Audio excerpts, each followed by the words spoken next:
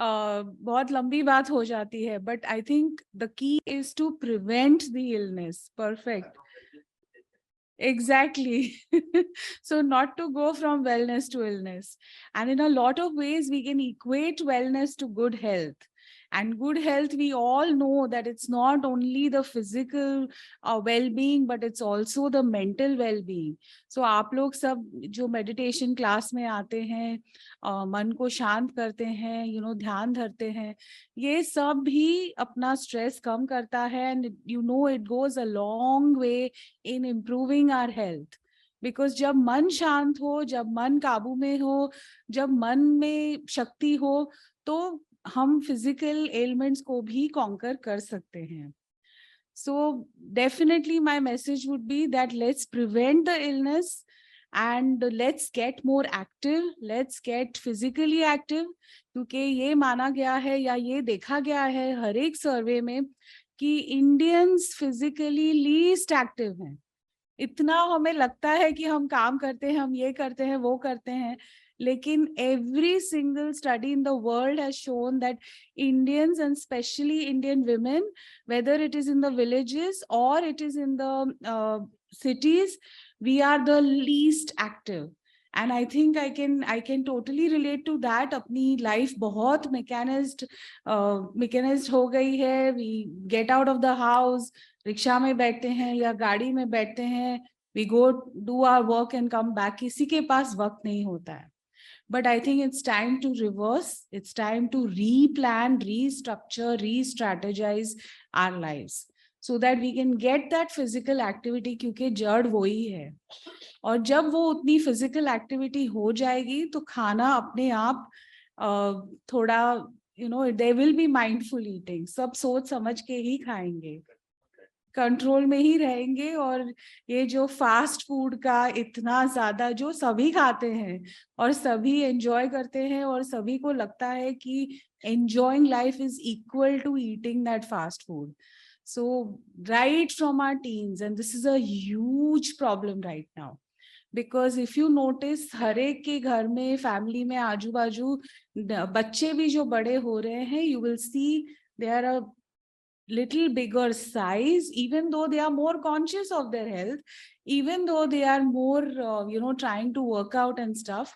उनके stresses भी ज्यादा हैं और उनमें obesity या overweight या मोटापा जो बोलते हैं वो भी बहुत ज्यादा हो रहा है. So we as a generation, we need to have these changes.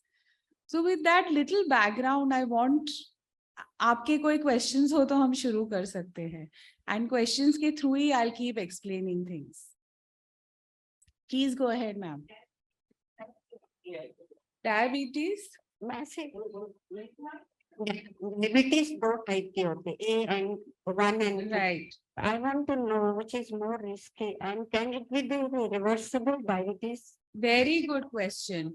So diabetes सिर्फ दो टाइप के नहीं होते हैं. डायबिटीज लार्जली दो टाइप के होते हैं. टाइप 1 जो कि इंसुलिन पे निर्भर होता है, और टाइप 2 जो कि ओरल मेडिसिन या दवाइयों से भी ठीक हो सकता है.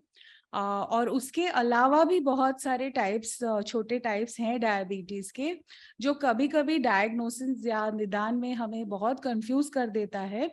पर कोई जेनेटिक फॉर्म्स होते हैं, कोई म्यूटेटेड फॉर्म्स होते हैं, पर उसका इलाज भी है, क्योंकि हमें कुछ ना कुछ करके शुगर्स कंट्रोल में लानी है. अभी आपका दूसरा सवाल था कि which is more dangerous. I think any type of diabetes which is uncontrolled is dangerous. Okay, because ये वो कहा जाता है कि टाइप 1 है तो एक्चुअली अच्छा है, पर टाइप 1 है तो अच्छा कैसे है? क्योंकि अगर आप अपना ध्यान नहीं रखते हैं, if you don't take the insulin, type 1 में क्या होता है, आपकी बॉडी इंसुलिन बना ही नहीं रही है.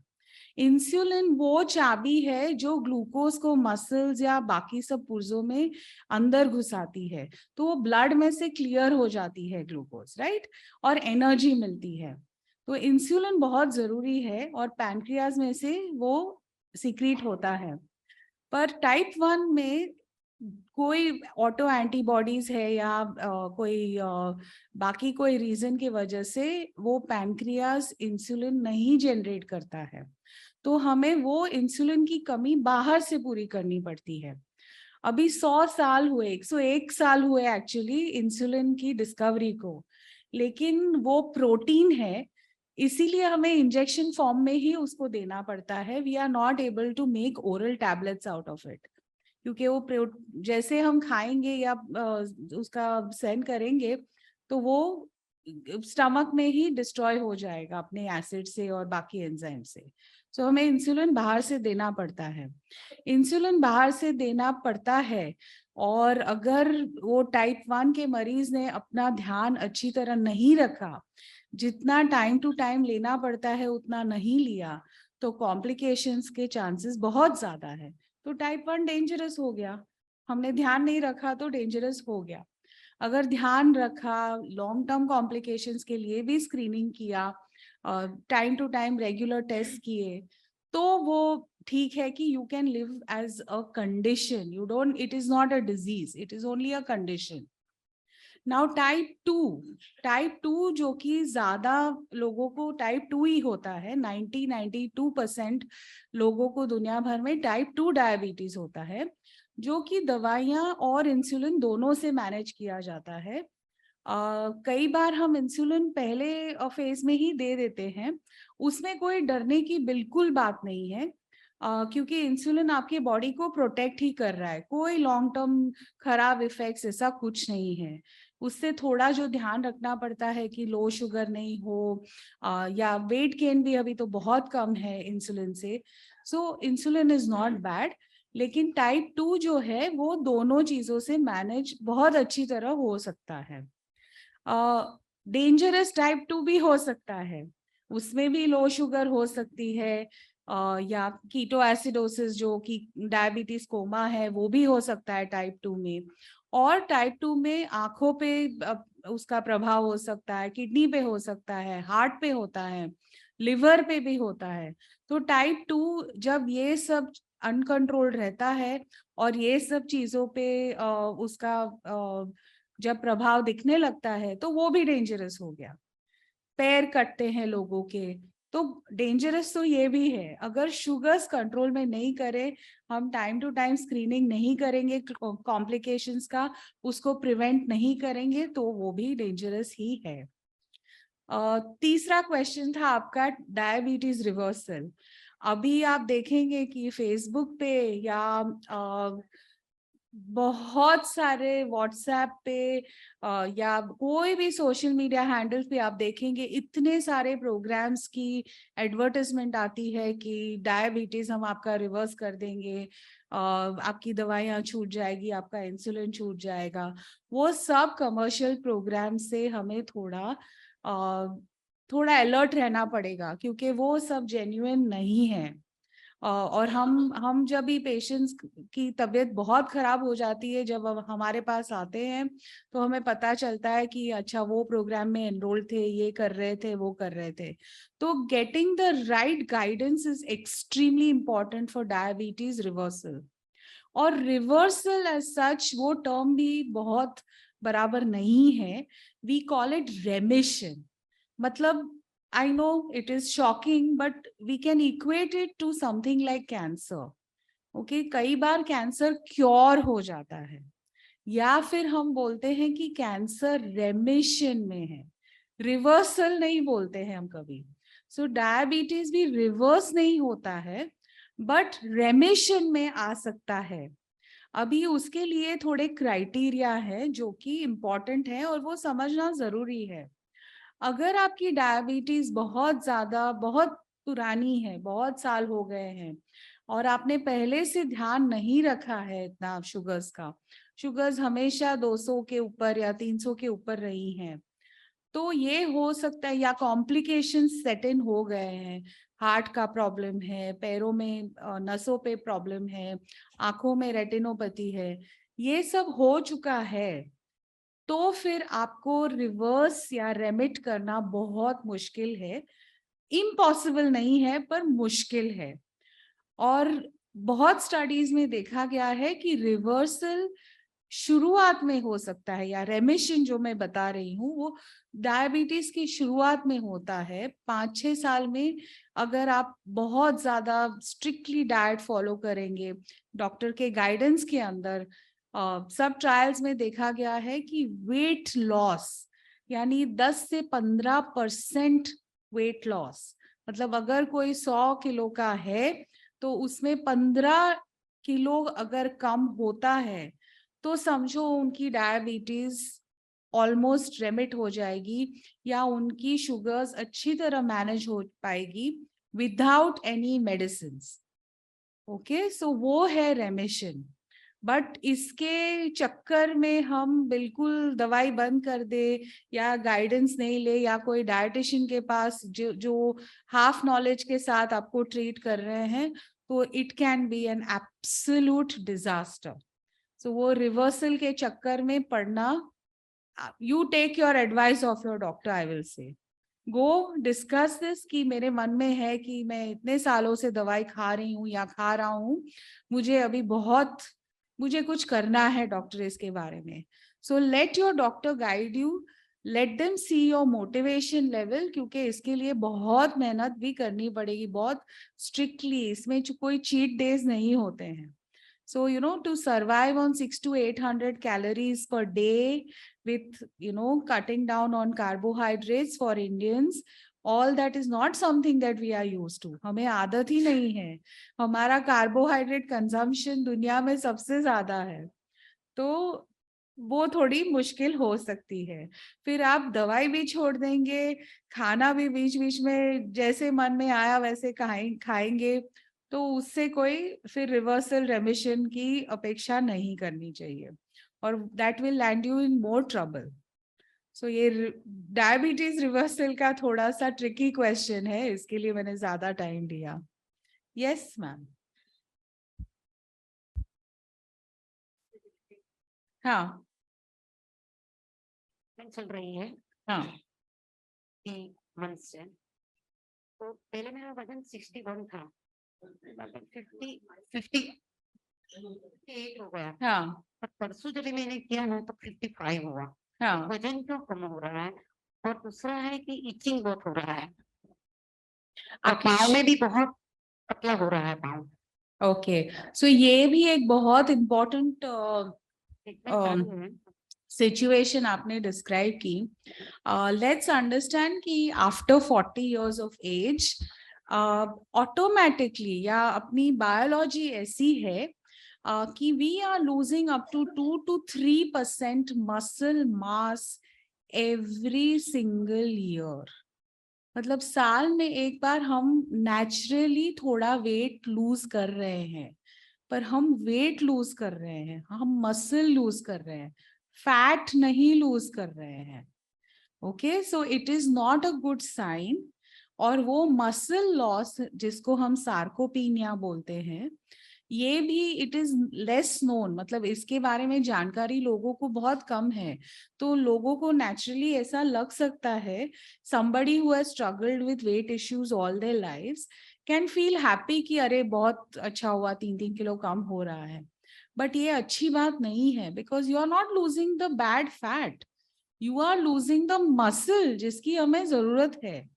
और ये खास मेन में भी देखा गया है और विमेन में देखा गया है, वेयर आपकी वेस्ट साइज उतनी की उतनी रहती है, पैर पतले होने लगते हैं या हिप्स या बॉटम्स कम होने लगते हैं, पर that is only loss of muscle, वो फैट नहीं जा रही है। Okay, so and how do we prevent it? by proper consumption of a well balanced diet with vitamin D, calcium, all that, but the most important is exercise. लोग यही सोचते हैं कि अगर कोई 20s या 30s, मैं खाली एक मानसिक वो बिल्डअप बोलती हूँ लोगों का, कि जब हम मिलते हैं patients in the 20s and 30s, तो वो बहुत ओपन होते कि हाँ I will join the gym, I will do weight training, I will, वो सब मानते हैं एक्सरसाइज में हम जो भी बताएं उनको। लेकिन आफ्टर दैट एटलीस्ट विमेन, नहीं नहीं डॉक्टर साहब अब क्या जिम में क्या जाना, हम मेरा वॉक है ना, वॉक कर लेते हैं। बट प्लीज अंडरस्टैंड कि आपको सबसे ज्यादा फायदा होने वाला है जिम में जाके। और जिम में जाना जरूरी नहीं है, बट हम क्यों बोलते हैं, क्योंकि उधर कोई इंस्ट्रक्टर होता है, आपको जरा सुपरविजन मिलेगा कि आप एक्सरसाइज में आपका पोस्चर बराबर है कि नहीं, आप ठीक से कर पा रहे हैं कि नहीं। और धीरे धीरे आपका मसल तो बढ़ेगा, पर आपकी कैपेसिटी, हार्ट हेल्थ, सब कुछ बढ़ेगा उससे। सो जो हम रेजिस्ट करते हैं कि in the 40s and 50s we feel exercise in the gym is not for us, वो सब यंग लोगों के लिए है, पर we are young and we need to, in fact वो सबसे ज्यादा फायदा अपने पे होने वाला है, because with that weight training, all those who do weight training in their 40s and 50s, जो कि बहुत आपको इमेजिन करने के लिए भी मतलब नहीं नहीं नहीं, ये बराबर नहीं है, ये अलग कुछ बोल रही हैं। But if you do that you will prevent bone loss also, जो ऑस्टियोपोरोसिस होता है उसको भी आप प्रोटेक्ट करेंगे, और मसल लॉस को भी उससे भी बचेंगे। आपकी एनर्जी कोई अलग ही लेवल पे बढ़ जाएगी। So please consider that. Walk करना बहुत अच्छी बात है, but walk is a very basic exercise. वो खाली एक आपको कुछ दिलासा देती है कि हम एक्सरसाइज कर रहे हैं। It is not doing much more to yourself. ना हार्ट हेल्थ इतनी इम्प्रूव होती है, और ना आपकी बस थोड़ी फ्लेक्सिबिलिटी रहती है, आपको अच्छा लगता है कि थोड़ा पसीना हुआ, मैंने वॉक कर लिया, पर वो रियल एक्सरसाइज नहीं है।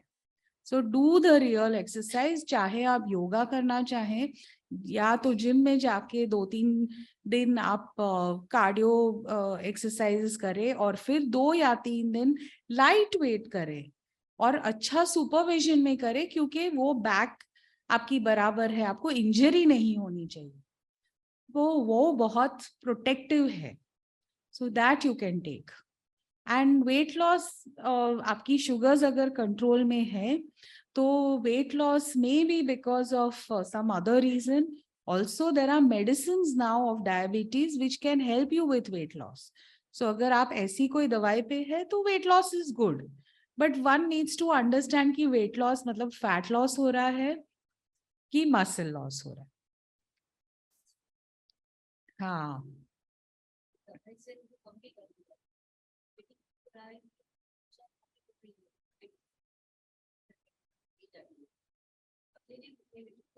yes.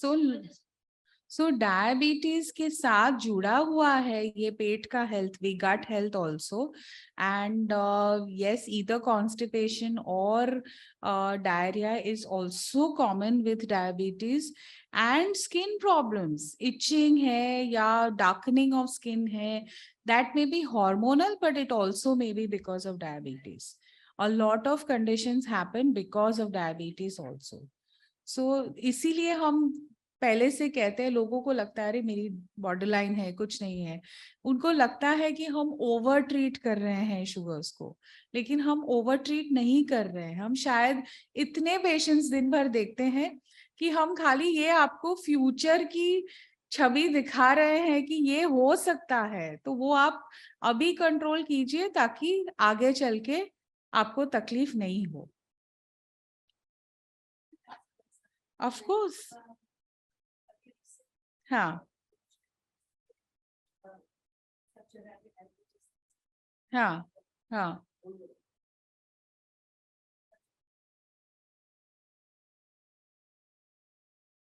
I'll repeat the question.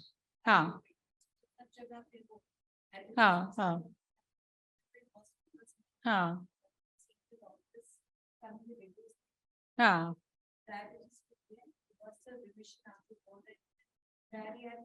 Yes, so I'll explain that also. Actually, ये सवाल भी मेरे लिए तो मुझे अच्छा लगता है ये कोई सवाल पूछता है, क्योंकि ये क्लैरिफाई करना बहुत जरूरी है। सो रिसेंटली एक वीडियो फॉरवर्ड हुआ था, बहुत सीनियर बेरियाट्रिक सर्जन है वो, उन्होंने कहा था कि इसे हम डायबिटीज सर्जरी कहें। अभी I don't want to say anything against him, but वो खाली उनका पर्सनल थॉट है कि वो डायबिटीज सर्जरी बुलाना चाहिए।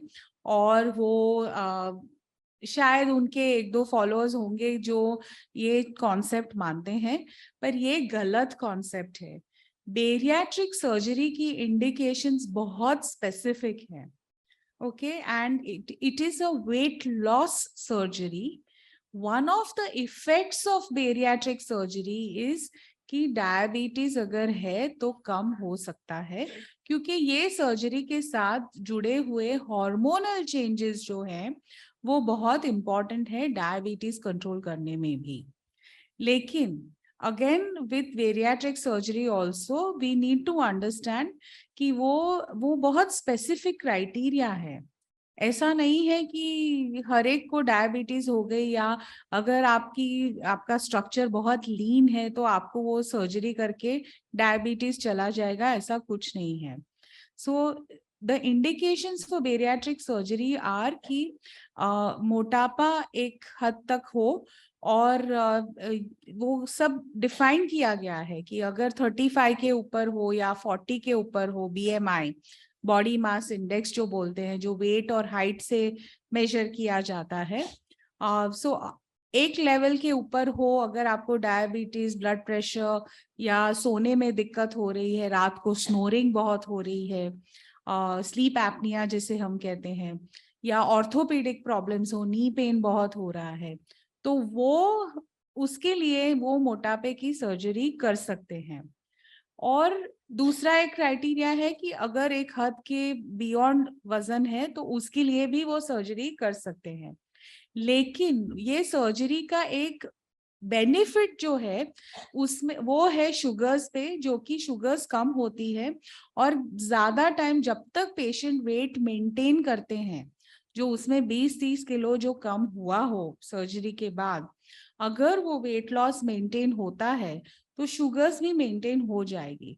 तो वो उसका एक वो रेमिशन के लिए की नहीं जा रही है, वो वेट लॉस के लिए की जा रही है.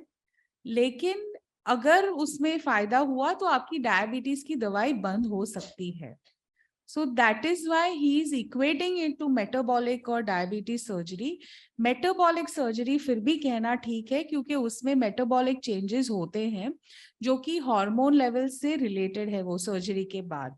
पर उसमें डायबिटीज रिवर्सल कहना बहुत गलत, उसका टर्म ही गलत है, and it is unnecessarily misguiding people. Because अगर आप सोचेंगे, अगर आपका वजन 50 किलो है और आप सोचेंगे कि मुझे डायबिटीज है, मैं ये सर्जरी करा लूं तो मेरा फायदा होगा, तो वो गलत होगा. सो that is why it is misguiding people.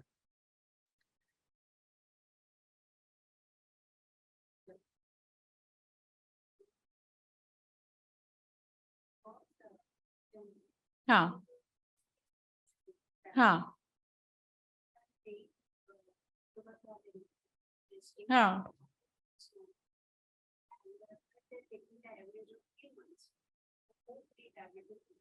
बराबर. Okay, so very nice question again. वो पूछ रही है कि हमारे फैमिली मेंबर हैं एक, जिनकी शुगर्स हम जब टेस्ट करते हैं तो नॉर्मल आती है, लेकिन जब हम वो 3 महीने का एवरेज करते हैं, HbA1c जो टेस्ट है, वो हमेशा प्री डायबिटीज या डायबिटीज के रेंज में आता है.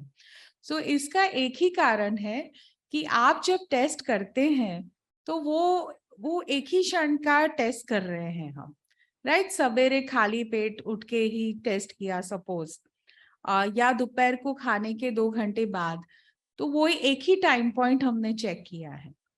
Only with when we see 24 hours में क्या हो रहा है ग्लूकोज को, तो हम बता पाएंगे कि आप प्री डायबिटीज रेंज में है कि नहीं है. क्योंकि glucose is a very variable parameter, बराबर. थोड़ा स्ट्रेस हो गया तो ग्लूकोज लेवल्स बढ़ सकती हैं, या थोड़ा, ये नॉर्मल इंडिविजुअल में बोल रही हूँ मैं, डायबिटीज में वो कंट्रोल अपना चला जाता है या कम हो जाता है, तो ग्लूकोज फ्लक्चुएशंस और ज्यादा हो जाती हैं. सो सपोज हमें नींद नहीं आई रात भर, तो शायद ग्लूकोज लेवल सवेरे बढ़ी हो. या हमने खाना रात को बहुत कहीं बाहर गए, बहुत अच्छा खाना, कुछ फास्ट फूड खा लिया जो हम समझते हैं कि पार्टी उसी से होती है, तो वो सब खाने से हो सकता है कि रात के टाइम शुगर बढ़ी हुई है.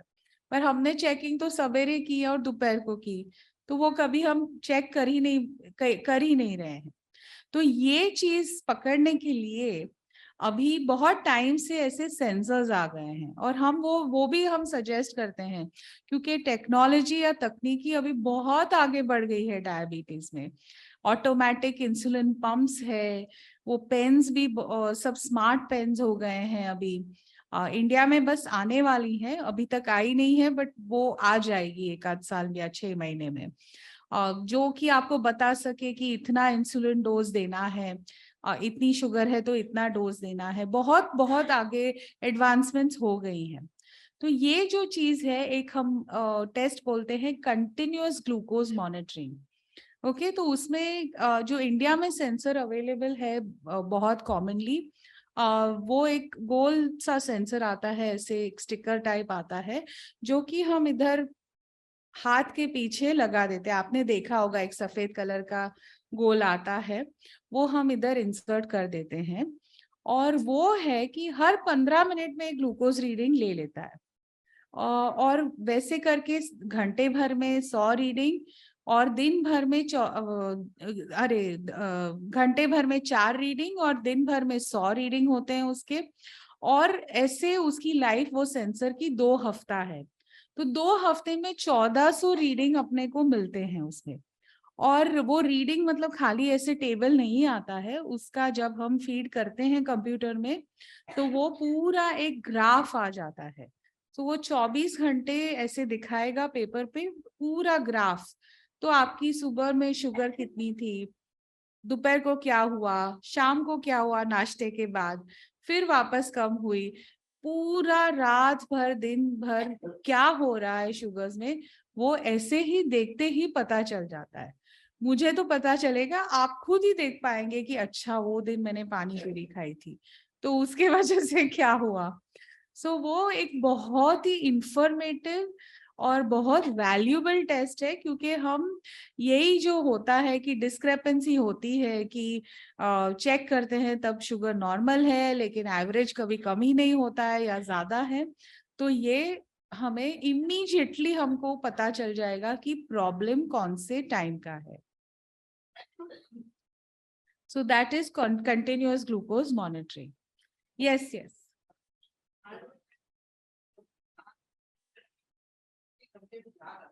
हाँ, उसके कई कारण हो सकते हैं डायबिटीज के वजह से। यस, जब शुगर्स हाई हो या लो हो तो भी स्लीप डिस्टर्ब होती है। और एक कंडीशन है ऑब्स्ट्रक्टिव स्लीप एपनिया, OSA जो हम बोलते हैं। कई बार हम पेशेंट्स को बताते भी हैं कि आपको ये करना चाहिए। खासकर सुबह जब ही उठ के पेशेंट्स खास ये सिम्टम्स बताएंगे कि डॉक्टर नींद बिल्कुल नहीं आती है, सुबह फ्रेश ही नहीं लगता है, दिन भर फिर नींद आती है, या बहुत नाइटमेयर्स आ रहे हैं, या घड़ी घड़ी उठना पड़ता है। या स्नोरिंग बहुत हो रहा है, पार्टनर विल से कि नहीं बहुत स्नोर कर रहे हैं ये। और अगर हम देखें तो उनको या तो नेजल ऑब्स्ट्रक्शन हो, या इधर पूरे पैसेज में कोई ऑब्स्ट्रक्शन हो, या तो मोटापे के वजह से। ये हम उसमें क्या होता है कि रात में ऑक्सीजन बराबर नहीं जा रहा है अंदर बॉडी में। आपको ऑटोमेटिकली बॉडी आपको अलर्ट करता है कि उठ जाओ, so that you can breathe properly. ये एक कारण हो सकता है, पर कई कारण है नींद नहीं आने के ठीक से। पर वो आपको देखना चाहिए। थोड़ा सा वेट लॉस अगर किसी ने किया तो उसमें फायदा हो जाएगा, एक 3 to 5% भी कम हुआ तो शायद नींद इम्प्रूव हो जाएगी। Itching problem, itching where?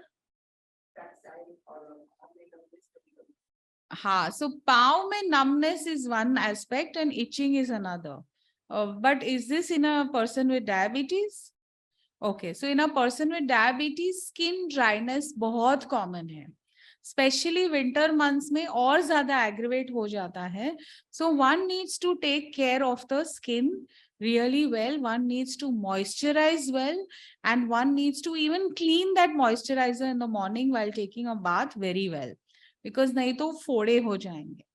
So we always suggest कि आप रात को अच्छी तरह तेल मलिए या लोशन मलिए या क्रीम मलिए, but in the morning you should wipe it off very nicely with after taking a bath and then re-moisturize it. So वो pores को थोड़ा time breathing ये मिलना चाहिए, नहीं तो वो clog होके उनमें boils आने लगेंगे. That is one thing. Now numbness in the feet या झंझनाहट भी होती है. All that is because either you have a orthopedic problem which is spine compression या नस दब रही है कोई वजह से, या तो ये हो सकता है कि वो शुगर्स के वजह से नसों पे असर हो चुकी है. न्यूरोपैथी हम उसे कहते हैं, nerve affection, and that may be causing numbness and even tingling sensation या loss of sensations. वो बहुत कॉमन है जब डायबिटीज बहुत अच्छी तरह कंट्रोल नहीं हुई होती है. So again, sugar control is very important, but keeping yourself active, walking regularly, flexibility exercises, वो सब बहुत जरूरी है ताकि आपकी स्पाइन, आपके बैक मसल्स भी स्ट्रेट हो, आपके मसल्स में टोन हो और वो खींच के रखे ये रीढ़ की हड्डी को, तो आपको वो सिम्टम्स नहीं होंगे. Cramps, that may be because of dehydration or micronutrient deficiency. Yes.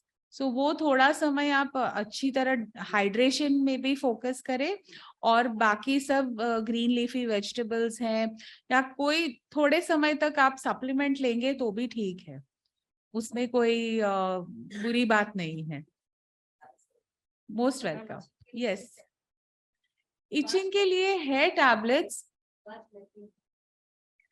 हाँ, so it may help you, but ideally you have to take care of your moisturizing also, sugars also, and just maintain it so that वो धीरे धीरे कम हो जाए. And stress is a big factor, so it can increase itching. अगर हम वो correlate नहीं करते हैं कभी कि स्ट्रेस से भी इचिंग होता है, but stress can aggravate skin conditions. तो स्ट्रेस एक बहुत बड़ा फैक्टर है, स्पेशली अपनी अर्बन और मॉडर्न लाइफ में. राइट फ्रॉम चाइल्डहुड मैंने देखा है अभी बच्चों को भी बहुत ज्यादा छोटी छोटी चीजें बहुत हो रही है जो हमने एक्सपीरियंस नहीं की थी जब हम बड़े हो रहे थे. But that is because of more stress now that they are also undergoing. उनकी कैपेसिटी भी कम हो गई है स्ट्रेस को बेयर करने की. Can we control diabetes only by diet plan Absolutely. or at which stage? You can control diabetes at any stage with a good diet plan. Okay, because diabetes is a lifestyle condition.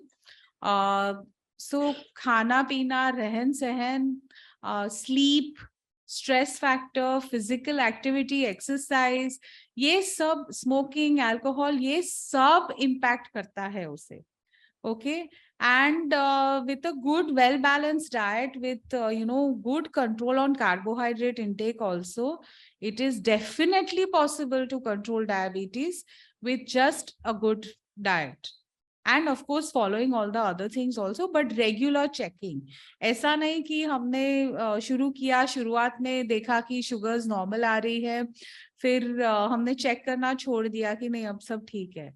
You will be in more trouble otherwise. So you can definitely control with good diet. Yes. Sorry? हाँ, wait कम हो रहा है पर body पे effect नहीं दिखता है, तो वो उसके मतलब वो डायबिटीज के सेटिंग में पूछ रही हैं कि आप ऐसे. ओके, सो ऐसा नहीं है, वेट अगर कम होता है तो साथ में इंचेस भी कम होंगे ही. मे बी थोड़ा वाटर रिटेंशन है, बहुत मतलब बहुत सारे फैक्टर्स है उसके ऊपर जो हमें कंसिडर करने चाहिए. इसीलिए हम कहते हैं कि खाली weight is not a great measure कि हम हेल्थ को ये करें. आपको अपनी कमर की साइज भी पट्टी लेके मेजर करके रख, एक एटलीस्ट महीने में एक बार या 2-3 महीने में एक बार भी वो आप देखेंगे तो आपको बहुत एक इंसाइट मिलेगी कि क्या हो रहा है आपके साथ. But if you are regularly exercising, eating good protein, then it is ठीक है, आप assume कर सकती हैं कि शायद फैट ही कम हो रही है. हार्मोन इम्बैलेंस बहुत लूज टर्म है, आपको स्पेसिफिकली वो देखना चाहिए कि हार्मोन इम्बैलेंस मतलब हम क्या बोल रहे हैं, बिकॉज इतने सारे हार्मोन्स है. शुगर्स में मतलब डायबिटीज के साथ भी हार्मोन इम्बैलेंस है, तो आप किस प्रकार का हार्मोन इम्बैलेंस के लिए बोल रहे हैं? हाँ, सो पीसीओएस एंड पीसीओडी बहुत अच्छा क्वेश्चन है ये भी. ये हम बहुत मतलब ऐसे उसका ग्राफ ऐसा वर्टिकल गया है ऊपर, इतना ज्यादा हम देख रहे हैं अभी. एक चीज है कि हम डायग्नोसिस भी ओवर डायग्नोसिस हो रहा है पीसीओएस का. और उसके बारे में, yes, it's polycystic ovarian syndrome. Okay, so it can be one of the causes of hypofertility or less fertility, irregular menses, abnormal facial hair growth in girls or women, and also थोड़ी आवाज में भी कभी कभी change हो सकता है, and irregular menses, weight gain, ये सब चीजें जुड़ी होती है पीसीओएस के साथ. पीसीओएस कई बार क्या होता है, किसी को अगर इरेगुलर मेंसेस कोई दूसरे रीजन से भी हो तो वो बहुत लूजली, नहीं नहीं मुझे तो पीसीओएस है या इनको तो पीसीओएस है, तो वो बराबर से डायग्नोज नहीं होता है, पर ऐसे ही लोग बोलने लगते हैं. So one needs to be very sure that it has been diagnosed by an endocrinologist or a physician or a diabetologist. खाली किसी ने एक दो सिम्टम देख के बोल दिया कि ये पीसीओएस है तो वो बराबर नहीं है, उसके भी बहुत स्पेसिफिक क्राइटेरिया हैं. और उसके लिए भी एक एज है कि मेंसेस के मतलब जो जब वो प्यूबर्टी होती है लड़की में, तो उसके 8 या 9 साल के बाद ही हम सोनोग्राफी और बाकी इन्वेस्टिगेशंस करते हैं देखने के लिए कि ये रियली पीसीओएस जैसा है कि it is part of the growing spurt only. और उसमें ये चीजें होती है, ये it is a question of hormone imbalance, but वो हम उसे कंट्रोल करते हैं कई बार कॉम्बिनेशन पिल्स लेके, जो कि बर्थ पिल्स होती हैं, बर्थ कंट्रोल पिल्स होती हैं. कई बार दूसरे एजेंट्स भी दिए जाते हैं. कई बार डायबिटीज की एक दो दवाइयां हैं जो कि इंसुलिन रेजिस्टेंस कम करती हैं, वो भी दी जाती है. पर पीसीओएस के हर एक पेशेंट को एक ही मैसेज है, जीवन शैली चेंज करो, खाने पीने पे ध्यान दो और बहुत सारी एक्सरसाइज करो. तो उससे आप मतलब उनमें वेट लॉस भी डिफिकल्ट है लेकिन करना बहुत जरूरी है. तो वो थोड़ा पेशेंटली उनके साथ डॉक्टर के साथ काम करेंगे तो उनको बहुत फायदा है आगे. स्पॉन्टेनियस प्रेगनेंसीज भी कॉमन है उनमें, ऐसा जरूरी नहीं है कि उनको आगे चल के फर्टिलिटी में प्रॉब्लम्स हो. But yes, PCOS is a modern disease क्योंकि बहुत ज्यादा बढ़ गया है, बहुत ज्यादा. क्वेश्चन और ऐसे हाँ हाँ हाँ.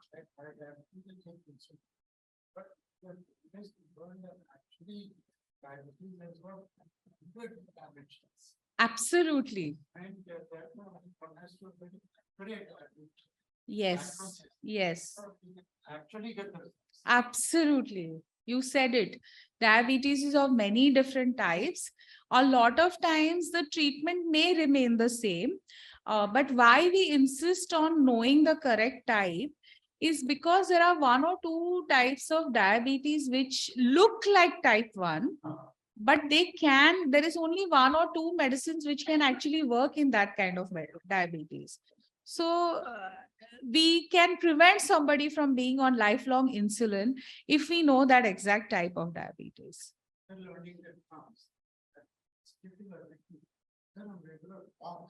हाँ.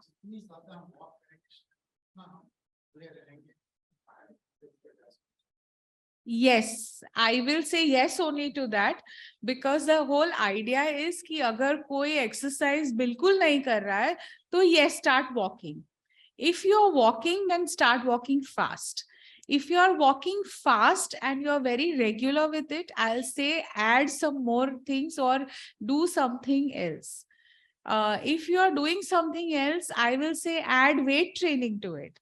If you are doing weight training and cardio, I will say change the form of exercise every 6 months.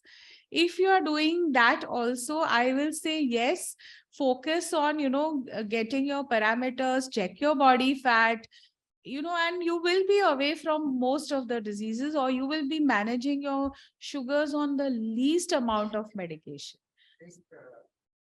हाँ, मेरे साथ में आके अगर उनकी डायबिटीज को उस तरह से जैसे हम सड़क पे कार चला तो उसका दिशा बदलता है। Absolutely. तो ये एक बहुत अच्छी मतलब अच्छा एग्जाम्पल है। हम वही कहते हैं मेनी टाइम्स पेशेंट्स फील कि हम क्यों बोल रहे हैं वो 3 महीने का एवरेज करे। नहीं नहीं डॉक्टर साहब दिख तो रहा है इधर, पीपल विल इंसिस्ट कि नहीं नहीं डॉक्टर साहब उसकी कोई जरूरत नहीं है, पता है हम सुबह की शुगर तो 110 120 रह रही है, दोपहर की इतनी ठीक है। So why do we insist कि हमें 3 महीने का एवरेज चाहिए, या why should we do that from time to time? चलो 3 महीने में नहीं, 6 महीने में एक बार तो देखना चाहिए कि क्या हो रहा है। Because it is like driving a car. So to understand कि हम हाईवे पे सही दिशा में जा रहे हैं या गलत दिशा में जा रहे हैं, ये 3 महीने का average gives us that insight. Because it tells us we are on the right track or we are on the wrong track, and then we can start looking into it further.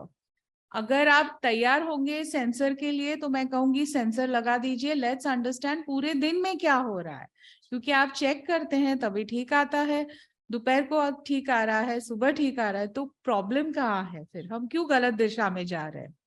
सो वो problem identify करने के लिए continuous glucose monitoring is very helpful. लेकिन अगर आप कहेंगे कि नहीं डॉक्टर साहब मुझे वो सेंसर नहीं करना है, कुछ भी आप कहें, देन आई विल से ठीक है, आप फिर ग्लूकोमीटर से ही 3-4 बार और चेक करके बताइए, 2-3 दिन और चेक कीजिए, फिर बताइए मुझे कि अलग अलग टाइम पे क्या हो रहा है, तो भी हमें कुछ हिंट मिलेगा कि आपकी शुगर्स को क्या हो रहा है। So yes, it is like driving a car on the highway. Yes. हाँ हाँ हाँ। पर रिसेंटली मुझे पता चला कहीं से कि ये मीठा खाने से नहीं होती है, पर हमारे ब्लड में बैड कोलेस्ट्रॉल बढ़ जाता है तभी शुगर का प्रॉब्लम होता है। It is right? So everything you said is right. Okay. Okay, so diabetes is multifactorial. It is heterogeneous, मतलब अलग टाइप की है, हर एक में रीजन कुछ और होगा।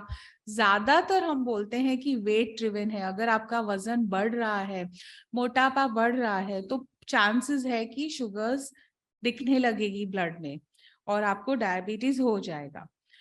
Yes, family history, yeah, genetic is one component, only one component. Okay, being Indian is another important component. Southeast Asian, जो हम Indians हमारा genetic type है या racial type है, we are inherently prone to diabetes. मतलब अंदरूनी ही हमारी वो क्षमता है कि हमें हो जाएगा diabetes. So we have to be even more careful. Okay, so that is one more reason. Stress is another reason. That is one more factor. Bad cholesterol, so eating fatty foods, fried foods all the time, yes, it is also associated, क्योंकि वो जो भी extra cholesterol होता है वो सब sugar में convert हो जाता है liver में. So again, that is also contributing to diabetes. So इस तरह से बहुत सारे reasons है जिसकी वजह से हमें diabetes हो सकता है, पर it is not one off कि ये मीठा खाया या yes मीठा ओवर ज्यादा क्वांटिटी में रेगुलर बेसिस पे कंज्यूम किया तो डेफिनेटली होने वाली है डायबिटीज। ओके, सो ये चीज बहुत सेंसिटिव है, हम कैसे रिलीजन के बारे में नहीं बात करते इंडिया में, क्योंकि बहुत सेंसिटिव टॉपिक है। इस तरह से आयुर्वेदिक मेडिकेशंस आप कोई एलोपैथिक डॉक्टर को पूछेंगे तो बहुत ज्यादा सेंसिटिव इश्यू है वो। We do not believe in that, because I will say कि हमें ऑथेंटिक और रियली एक्सपर्ट आयुर्वेदिक फिजिशियंस की बहुत जरूरत है। मैं ये नहीं बोल रही हूँ कि वो साइंस में कोई दम नहीं है, वो साइंस हमारे पूर्वजों ने भी उसका लाभ उठाया है, तो बहुत अच्छा साइंस है। पर आज जो स्थिति है उसकी, जिधर कंपनीज इतना पैसा बना रही है हर्बल आयुर्वेदिक नेचुरल प्रोडक्ट्स से, दैट इज वेरी सैड। क्योंकि वो उसमें कितने हेवी मेटल्स होते हैं, क्या पदार्थ है, हमें पता भी नहीं है। और उनके ऊपर हमारे रेगुलेटर्स के जो रूल्स होते हैं वो बहुत कम, काफी लैक्स है उसके लिए। तो क्या है कि वो काफी चीजें अप्रूव हो जाती है, मार्केट में शेल्फ पे आ जाती है, इतने अच्छे फैंसी पैकिंग में होता है कि हमें लगता है ये अच्छा ही है और हम लेते हैं। और फिर जब किसी को पैनक्रियाटाइटिस होता है या लिवर में प्रॉब्लम होता है या डायबिटीज भी होता है, तो हमें पता चलता है कि ये बरसों से ये कोई आयुर्वेदिक दवाई खा रहे थे एंड 99% वो उसके वजह से हो रहा है।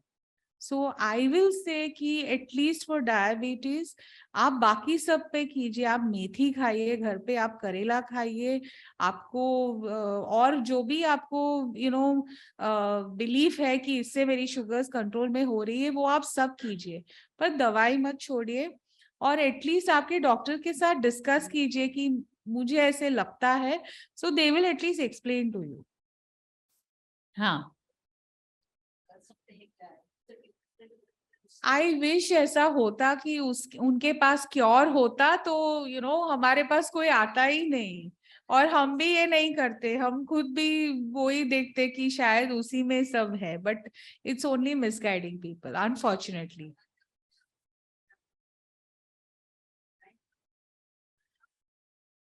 That's what we discussed, diabetes remission.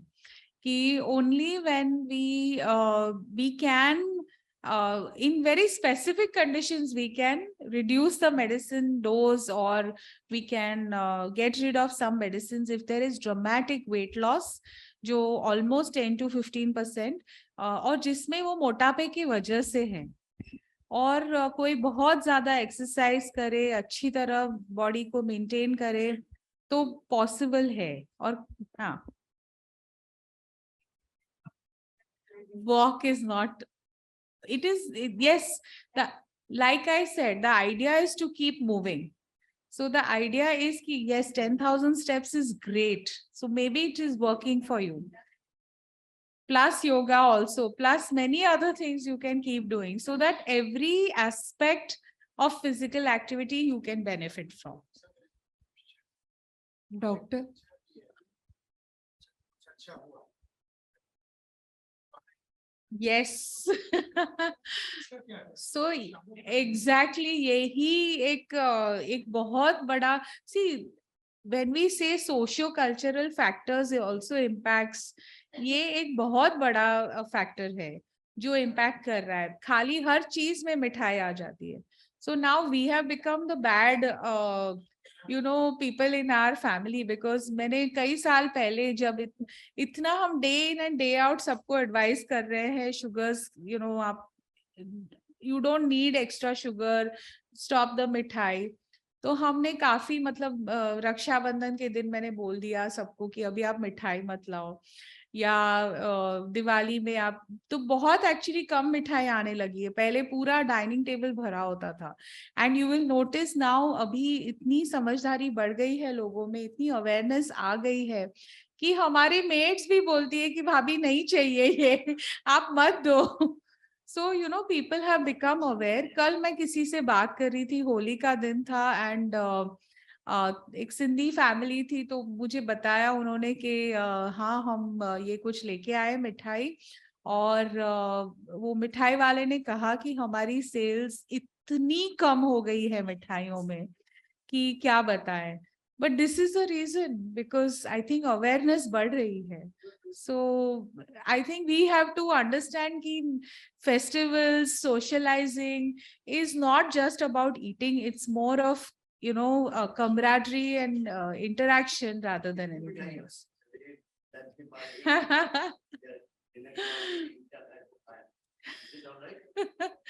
Depends how your body is able to tolerate that much sugar. Doctor है डायबिटीज आपको? हाँ जी. हाँ. क्वेश्चन खत्म ही नहीं. Doctor Yes, yes, go ahead. as a prevention some exercise now you just suggest some As a prevention prevention, so okay. exercises कौन से हैं कि हम लोग को डेली करना Daily चाहिए? करना चाहिए. Okay, so if you are not doing anything, if you are not regularly doing anything, I will suggest start with a walk. For 3 months, you walk every day for a good 45 minutes to 1 hour. If you are not doing anything, you start with 10 minutes of walk. 10 minute में आप बैठ जाओ, पर दिन में 3 बार करो. Okay, and then gradually build your capacity. आपको लगता है अभी कि नहीं कर पाएंगे, but it's a miracle. You see how you yourself will get that miracle. सब दुखेगा, you need to have little patience. वो 1 हफ्ता आप निकालिए, सब दुखने ही वाला है. 2-3 दिन आपको लगेगा नहीं, छोड़ दो, ये नहीं करना है. दुखने वाला है सब. 1 आध दिन आप क्रोसिन भी ले सकते हैं. और फिर आप ये भी देखिए कि आपके खाने में स्प्राउट्स है या प्रोटीन बराबर आ रहा है, आप दाल दोनों बार खा रहे हैं, क्या है. आप थोड़ा सोचने लगे कि क्या खाते हैं हम. पनीर खा रहे हैं या टोफू खा रहे हैं या जो भी दूसरे प्रोटीन के सोर्सेज हैं वो हम कंज्यूम कर रहे हैं कि नहीं. और धीरे धीरे आपकी कैपेसिटी इतनी अच्छी बढ़ जाएगी कि आप 1 घंटा तो ऐसे ही, हाँ चलो वॉक पे आप किसी को भी लेके जाएंगे. उस क्या क्या of course, why not? I have 85, 89-year-olds who walk for 5-6 kilometers every day. Excellent. I have somebody who plays tennis. तो वो बोलते हैं कि अभी उनको हार्ट प्रॉब्लम भी है और डायबिटीज भी है, ब्लड प्रेशर भी है, लेकिन रोज टेनिस खेल के आते हैं. He is 87. एनर्जी बढ़ जाती है. But he is used to it. He takes care of his knees and he takes care of everything because it's a high impact sport. No problem at all. कोई question junior KG नहीं होता. Actually कैसा है कि ये standard जैसे कोई बोलते हैं 100 या 100 नहीं ठीक है. इसका स्टैंडर्ड 100 होना हाँ. चाहिए एंड लंच के बाद इतना होना हाँ, चाहिए. हाँ, बट आजकल इन दिनों बहुत ज्यादा चर्चा चल रही है इस बात की हाँ, कि ये जो स्टैंडर्ड बहुत पहले के हैं और अभी के जो है वो स्टैंडर्ड में मेडिकल वर्ल्ड ने ऐसा कर दिया है कि नहीं आपका 100 होना चाहिए okay, हाँ, या आपका इतना होना चाहिए. हाँ, बट किसी डॉक्टर लोगों की बहुत बड़ा एक सम्मेलन था, उसमें कहा था कि अगर 140 भी है तो हाँ. आपका नॉर्मल है. okay. और अगर आपको लंच के बाद अगर 160 170 है, it's okay, no problem. Okay, so very Is it good. right? So let me come back to that. It's a very good question, very valid question, क्योंकि ये हम समझते हैं, हमारे मन में सब टारगेट्स होते हैं, पर वो आपके लिए थोड़ा डिफिकल्ट है कि एक डॉक्टर ये कह रहा है, दूसरे ये कह रहे हैं, तो सच क्या है. Okay, so now let me tell you, हम एविडेंस बेस्ड मेडिसिन के एरा में हैं, राइट. हम मोस्ट ऑफ अस बिलीव कि इसका एविडेंस अगर है तो हम ये करेंगे. बाकी चीजें जो हम एविडेंस के बगैर करते हैं, at least we know it doesn't harm you, right. तो उस तरह से प्रैक्टिस की जाती है मेडिसिन. अभी ये गोल्स कहाँ से आए, टारगेट कहाँ से आया कि 100 होनी चाहिए सवेरे की या दोपहर की 150 के अंदर होनी चाहिए. लार्ज स्टडीज वर कंडक्टेड. बहुत हजारों पेशेंट्स की स्टडीज की गई हैं और अलग अलग स्टडीज में ये आया है कि लगभग इतने रेंज में शुगर रहती है तो कॉम्प्लिकेशंस के चांसेस बहुत कम है. ओके, सो इसीलिए पहले क्या था, जब भी शुरुआत हुई डायबिटीज की अंडरस्टैंडिंग की, तो हम सवेरे फास्टिंग चेक करते थे और दोपहर को खाने के बाद वाला. ये 2 टाइम पॉइंट, और हम ये अजम्पशन था कि लोग ज्यादातर ऐसे ही खाते हैं दिन भर में, जो कि अब नहीं रहा है। अब काफी चेंज हो गया है, शाम को भी समोसे खाते हैं लोग या वड़ा पाव खाते हैं, और वो रोज हो गया है लोगों का, ऐसा वंस इन अ वाइल नहीं रहा है। या भेल खाते हैं या सैंडविच खाते हैं, ये सब जंक, मतलब इन सब से शुगर्स बढ़ने वाली है। So now that continuous glucose monitoring also comes into play, जहां उसके भी पैरामीटर्स है कि आप दिन भर में एटलीस्ट 70% ऑफ द टाइम आप अगर रेंज में है, then you can maintain an average of 7%, which we say कि आप 7% HbA1c मेंटेन करेंगे तो आपकी तबीयत ठीक रहेगी, आपको कॉम्प्लिकेशंस के चांसेस बहुत कम है। तो उस हिसाब से ये टारगेट सेट किए गए हैं। अभी हम, अगर कोई एल्डरली है, अगर कोई घड़ी घड़ी लो शुगर में चला जाता है, या कोई जिनकी लाइफ एक्सपेक्टेंसी बहुत कम है, ओके, किसी को कैंसर है, टर्मिनल स्टेज है, still we are treating diabetes, but उनमें हम इतने स्ट्रिक्ट टारगेट्स नहीं रखते हैं। वी रिलैक्स देम कि ठीक है, आपकी शुगर 7.5-8% रही तो भी ठीक है, because we want to prevent a low. I can not expect कि कोई 90-year-old है तो ऐसा नहीं है कि मैं दवाई बढ़ा बढ़ा के इतनी दवाई दूंगी कि वो परफेक्ट शुगर रीडिंग हो। वो सुबह उठेंगे ही नहीं, लो शुगर हो गई, किसी ने देखा नहीं, उनको नहीं समझा, तो वो चीज हमें अवॉइड करनी है। So without experiencing low sugars or too many fluctuations, if we are able to maintain a good 100 in the morning, 150 in the afternoon, then it is assumed that if the rest of the day is also similar, then we will reach a target of 7%. And almost every study has shown कि 7% ये जब sugar हम maintain करते हैं तो complications के chances बहुत कम हो जाते हैं। So that is how these targets have been set. लेकिन दुनिया में हर वैलिड एसोसिएशन या बॉडी जो है डायबिटीज के बारे में, अमेरिकन हो, इंडियन RSSDI हो, या यूरोपियन हो, या ऑस्ट्रेलियन हो, कैनेडियन हो, सभी ने ये कहा है कि देयर आर 4 or 5 ऐसे सब टाइप्स जो है जिनकी लाइफ एक्सपेक्टेंसी कम है, जो एल्डरली है, जिनको बहुत फ्रीक्वेंटली लो शुगर सिम्टम्स हो जाते हैं, उनमें हम टारगेट रिलैक्स कर देते हैं। तो उनके लिए 140 is normal, but if you ask me, I will say 140 is not normal for somebody who doesn't have any of those complications. Yes. जी, डाइट क्या करना है? ओके, सो डाइट में थोड़ा वेल बैलेंस्ड खाना है, कम खाना है, मतलब उतना ही खाना है जितनी भूख है। आप चावल भी खा सकते हैं, रोटी भी खा सकते हैं, पर खाली गेहूं नहीं, ज्वार, बाजरा, बाकी सब मिलेट्स भी यूज कीजिए, तो उसका फायदा मिलेगा, क्योंकि काफी सब न्यूट्रिशन मिलेगा आपको। ग्रीन लीफी वेजिटेबल्स जरूर लीजिए। हर एक मील में प्रोटीन का होना बहुत जरूरी है, सुबह से रात तक, और वो वेजिटेरियन डाइट में एक चैलेंज हो जाता है। सो आई विल सजेस्ट कि अगर आप रियली अपने बॉडी पे, सेहत पे काम करना चाहते हैं, then take the advice of a qualified expert dietitian, so that you can get some guidance even for normal health, even without diabetes you can take that guidance कि प्रोटीन हर मील में कैसे हमें मिले, वो बहुत जरूरी है। हम इंडियंस का वो भी एक दूसरा ड्रॉबैक है कि हमारा कार्बोहाइड्रेट कंटेंट बहुत ज्यादा होता है और प्रोटीन बहुत कम है, बहुत ही कम है, और वेजिटेरियन में तो वो नाइटमेयर जितना कम है। इतना और कम होगा तो आगे चल के मोटापा होने ही वाला है, आगे चल के डायबिटीज होने ही वाला है। तो उससे बचने के लिए हमको थोड़ा ये कम करना है। Yes, please go ahead.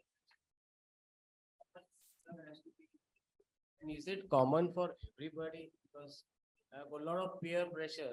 आप पानी कम पीते हो, but the consumption doesn't happen. Okay, so I will suggest that, or I will let me clarify, there is no magic number for water.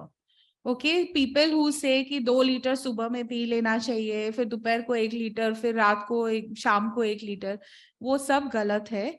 Her body की एक रिक्वायरमेंट होती है and nobody knows that real requirement.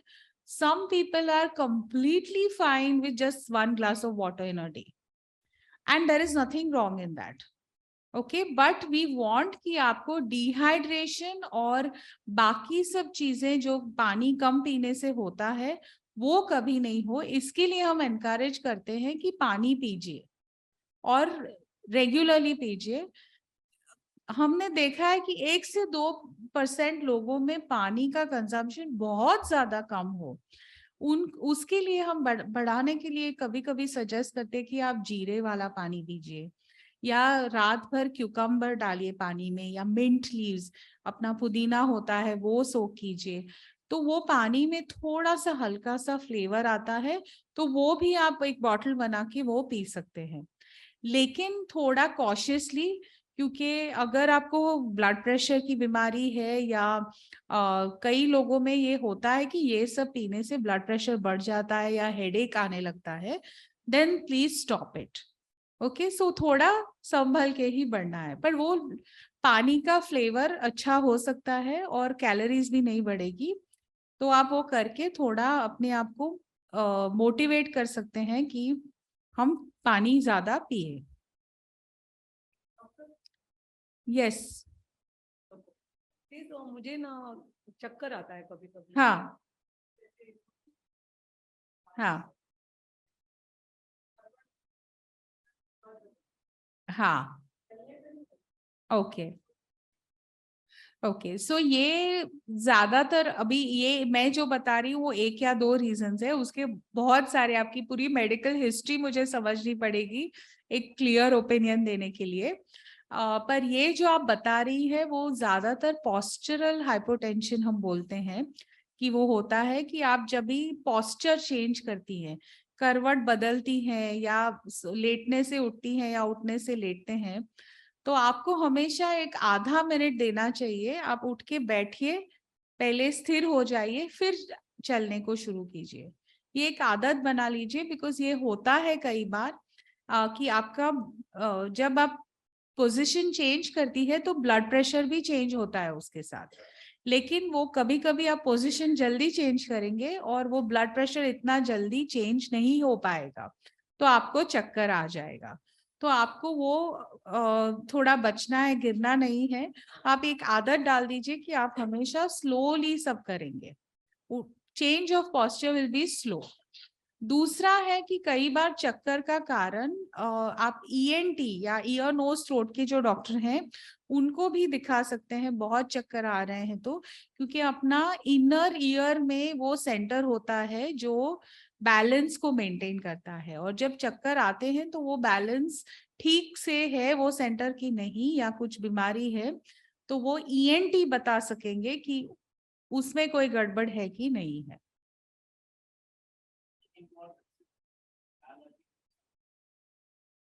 Extremely important. Now we are coming back to the same thing जो हमारे पूर्वज कह के थक गए कि भाई सूर्यास्त के पहले खा लो, या समय से सो जाओ, या समय पे उठो. We are coming back and now science is proving the same thing कि matching your eating cycle, matching your sleep timing, matching your sleep duration and activity cycle with the circadian rhythm. मतलब अपने hormones और अपना light centre और अपनी sleep centre body के वो बहुत अच्छी तरह सिंक्ड है यूनिवर्स के लाइट एंड डार्क से.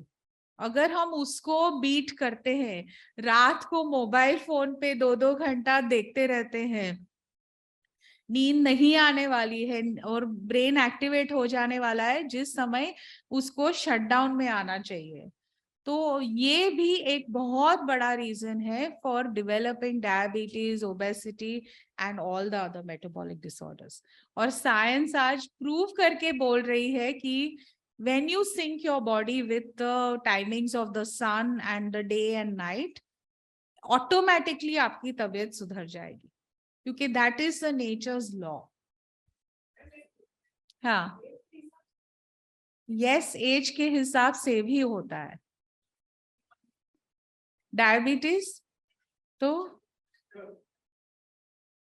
नहीं, चक्कर आई थिंक आपको किसी को दिखा देना चाहिए कि ये किसके वजह से हो रहा है, क्योंकि आपकी एक तो मेडिकल हिस्ट्री समझनी पड़ेगी, और अगर कोई और रीजन है जो हम करेक्ट कर सकते हैं तो वो भी दिखा देना चाहिए। सिर्फ दवाई लेके उसको कंट्रोल में लाके आगे बढ़ना बराबर नहीं होगा, वो दिखा देना चाहिए। हाँ,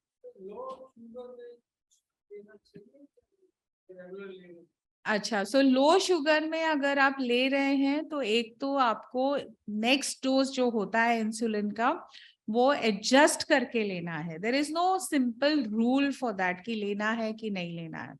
आपकी ओवरऑल शुगर कंट्रोल क्या है, आप इंसुलिन कौन सा ले रहे हैं, वो सब पे भी निर्भर करेगा कि आपको नेक्स्ट डोज लेना है कि नहीं लेना है। पर अगर आपको घड़ी घड़ी लो शुगर हो रहा है तो डेफिनेटली डोजेज में चेंजेस या खाने पीने में चेंजेस करने हैं।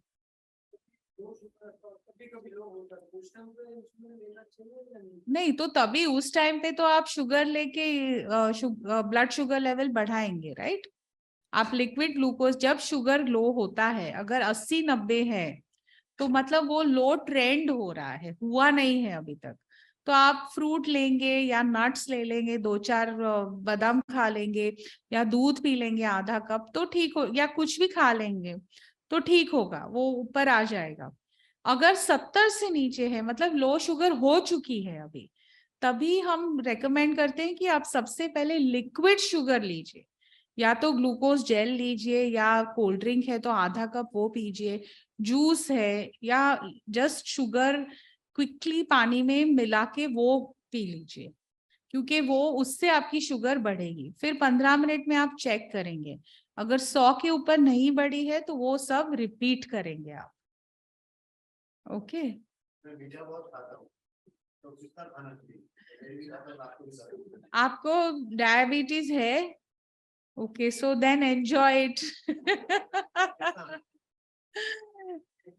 Don't overdo it, because अभी तक आप बचे रहे हैं तो क्यों चाहिए आपको। Very good, congratulation sir. Enjoy it. Doctor, ये अब जैसे डायबिटीज है और ये दवाएं खा रहे हैं, हाँ, लाइफ टाइम खाना है, तो इन दवाओं का साइड इफेक्ट्स भी जो मेडिसिन ले रहे हैं, हाँ, तो इसका साइड इफेक्ट्स भी है क्या कुछ? Very good question again. ज्यादातर लोग दवाइयों से क्यों भागते हैं, क्योंकि वो यही समझते हैं कि शुगर नहीं, मुझे तो दवाई से प्रॉब्लम होने वाला है। यस, हर दवाई का साइड इफेक्ट होती है, और लकीली हम ऐसे एरा में है कि रेगुलेटर्स कोई भी दवाई की साइड इफेक्ट जाने बगैर कुछ भी अप्रूव नहीं करते हैं। सो it is very tightly monitored, हमें पता है उसके एग्जैक्टली क्या साइड इफेक्ट्स हैं, अनलेस कभी कुछ बहुत रेयर कुछ हो गया तो। सो हम हमेशा रिस्क एंड बेनिफिट रेशियो देखते हैं। Okay, now if I tell you कि नहीं ये दवाई से लो शुगर हो जाएगा तो आप मत खाइए, आप डायबिटीज ऐसे ही रखिए, तो आपको ज्यादा नुकसान डायबिटीज अनकंट्रोल रहेगी उसका है, दवाई से इतना नुकसान नहीं होने वाला है। So in that case I will say कि नहीं, आप दवाई लीजिए, but check your sugars from time to time, ताकि लो शुगर कभी हो तो आपको पता चलेगा। उसी तरह से कई अलग अलग दवाइयों के ग्रुप के अलग साइड इफेक्ट्स हैं। ज्यादातर they are actually all of them are safe on a long term basis, क्योंकि जब तक ये मार्केट में आती है एटलीस्ट 5 से 7 साल की तो सेफ्टी डेटा उनके पास होता ही है, और वो कंटिन्यूअस मॉनिटरिंग होता है। वो आप वो सिस्टम इतना नोन नहीं है, हम जानते नहीं है उसके बारे में, इसके लिए हमको पता नहीं है कि ये सेफ है कि नहीं, या ऐसे लगता है कि हमको दे दिया बस डॉक्टर ने, किसी को कुछ पता नहीं है ये सेफ है कि नहीं। But they are regularly monitored, market में आने के बाद भी उसकी साइड इफेक्ट्स मॉनिटर की जाती है। ऐसे सिस्टम्स दुनिया भर में, नॉट जस्ट इन इंडिया और यूएस, पूरे दुनिया में वो सिस्टम इन प्लेस है. देयर आर सेंट्रल एजेंसीज जहां रिपोर्ट की जाती है ये साइड इफेक्ट्स, और वो भी लेबल में आती है और your doctor is well aware कि उसकी क्या साइड इफेक्ट्स है. Now some drugs are like that जिसका 50-60 साल का एक्सपीरियंस है हमें. They were approved 50 years back, और अभी तक हमें पता है कि वो सेफ है, प्रेगनेंसी में भी सेफ है. तो हमें बहुत अच्छी तरह पता है कि ये लॉन्ग टर्म के लिए भी सेफ है. वैसी दूसरी भी दवाइयां हैं जो हमें पता है कि लॉन्ग टर्म के लिए वो सेफ है, पर दवाई ना लेके वो डर में कि इसकी साइड इफेक्ट है हम शुगर्स को हाई रखें तो उसका बहुत बुरा असर पड़ेगा. तो the risk benefit ratio will be totally messed up with that. Last question. Ayurveda और एलोपैथ का बहुत सारी कंट्रोवर्सी हाँ. है. मैं पिछले 5 साल से एक वैद्य जी हैं कटनी में एमपी में, उनकी हाँ. दवा ले रहा हूँ. 5 से 6 साल हो गए. एब्सोल्युटली कोई प्रॉब्लम नहीं है उससे. और उनकी दवाओं का लोग बहुत कंट्रोवर्सी हुई तो कई लोगों ने उनका वो लैब टेस्ट भी किया. हाँ. और पूरे लैब टेस्ट में 5 जगह लोगों ने अलग अलग कराया. हाँ. कोई प्रॉब्लम नहीं है उनकी दवा में. टोटली आयुर्वेद है वो. और मैं 6 साल से ले रहा हूँ. इवन हमारी जो युगल है उनके अचानक पता चला कि उनको डायबिटीज है. हाँ. और उसके चलते उनका आईसाइट 8+ हो गया था. तो पता चला डॉक्टर से चेक करने के बाद कि उनका आईसाइट सिर्फ डायबिटीज के चलते हुआ है. और उनकी दवा खाने के बाद वो रिवर्स बैक हुआ. 1-1.5 महीने में वापस उनका जो 1+1.25 था वो वापस हो गया. तो पिछले 6 साल से खा रहा हूँ मैं दवा. तो अभी तक तो कोई प्रॉब्लम है ही नहीं. तो ये जो आयुर्वेद के बारे में कहा जाता है, इस बारे में क्या है? So I feel you have to retest. I have to see the reports to know whether really, because 99%, 100% of the medicines that have been tested have found metformin, which is a diabetes drug. Ayurvedic उसमें भी वो मिश्रण में होता है. Secondly, we have seen that your sugars may be on a normal side, your HbA1c may not be. तो वो भी आपको टेस्ट करना चाहिए कि क्या है. Besides, I would like to understand, क्या है और क्या दे रहे हैं, and what kind of diet you're following, whether you really were diabetic or no, वो भी जानना जरूरी है. So I don't believe कि ऐसा कोई miracle ये है. That's my belief and this is your belief. पर हाँ, तो वो होगा, it's up to their belief, but modern science में इसकी कोई जगह नहीं है. So please get yourself thoroughly evaluated. I will be very happy. अगर आपको फायदा है तो अच्छा ही है, but check your 3 months average also sugars. कई बार सिम्टम्स नहीं होते हैं लेकिन उसमें बहुत सारी हार्म हो रहा है पर अपने को सिम्टम्स नहीं पता चलते हैं. So definitely you should check yourself from time to time, and also understand if you really had diabetes in the first place. There are certain conditions where it is just stress hyperglycemia. मतलब in a certain period of illness or certain period of stress आपकी sugars temporarily बढ़ी हुई है. तो ये जरूरी नहीं है कि आपको डायबिटीज था और इसके लिए maybe it was just temporary transient increase in sugars.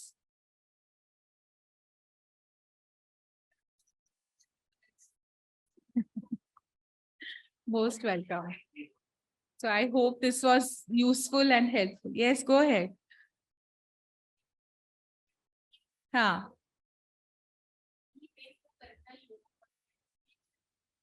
हाँ.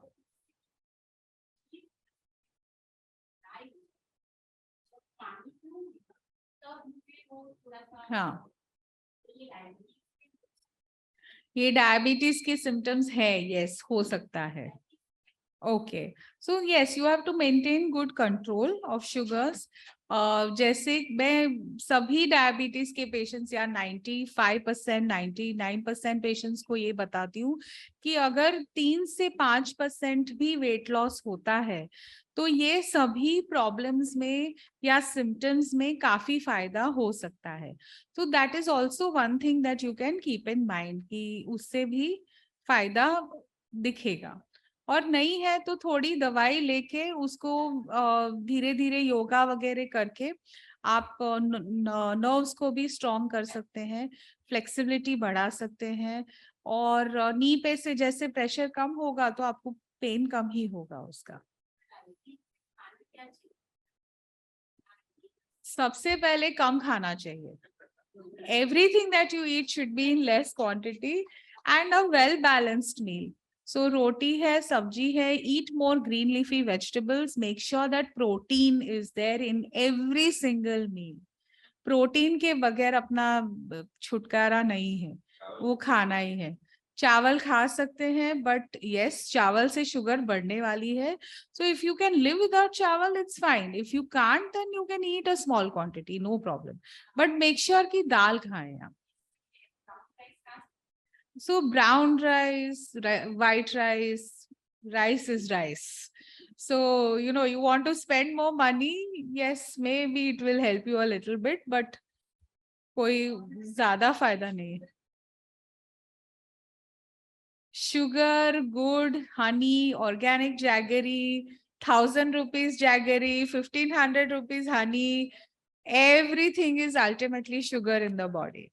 So you can avoid it. अपने खाने पीने में मतलब अपने natural sugars ही इतनी ज्यादा अच्छी है कि you don't need to add anything. ये organic sugar is, I mean, it's just वो man made है, वो natural बिल्कुल नहीं है और हमारे body को उसकी जरूरत भी नहीं है.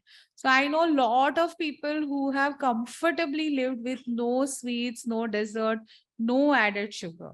And nothing has happened to them. Don't worry, because मुझे पेशेंट्स आके आप बोल रहे हैं लेकिन शुगर बहुत जरूरी है, एनर्जी मिलती है, जीने के लिए जरूरी है. I said I know enough people who are completely sugar free life कर दी है उन्होंने इनकी, and they are living very very comfortably and happily. Absolutely. So you don't need to add anything additional. Sugar free is safe. Yes, you can eat it. Yes. अगर आपको ये है कि नहीं मुझे चाय में तो अब मुझे वो टेस्ट चाहिए ही चाहिए, so you can definitely have sugar free in limited quantities. मतलब कुछ 10-12 पैकेट नहीं होने चाहिए दिन के, but in a small quantity that we have, it is completely safe.